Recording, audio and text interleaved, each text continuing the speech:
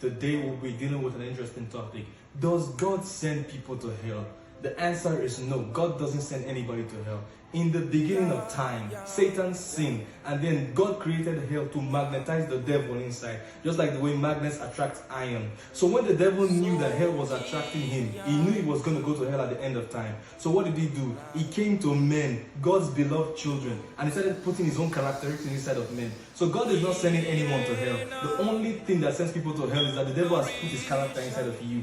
And once that character gets inside of you, hell magnets you too. Hell starts dragging you inside. So the only thing you have to do is just remove the devil, resist him, and he will flee. Because in 2 Corinthians 4 verse 4, it says the devil has blinded the people of this world. So if you're out there and you're thinking that God is planning to send you to hell, God loves you and he doesn't plan to send you to hell. That is why he brought Jesus to die for your sins. And that thing changes your character. So the character that now heaven is what attracts you when you have received Jesus into yourself. And if you don't receive Jesus, hell is going to keep pulling you till you get there one day. And God didn't send you to hell. You went to hell on your own accord. Because as long as you heard this message and you decide not to accept Jesus, you have chosen to go to hell.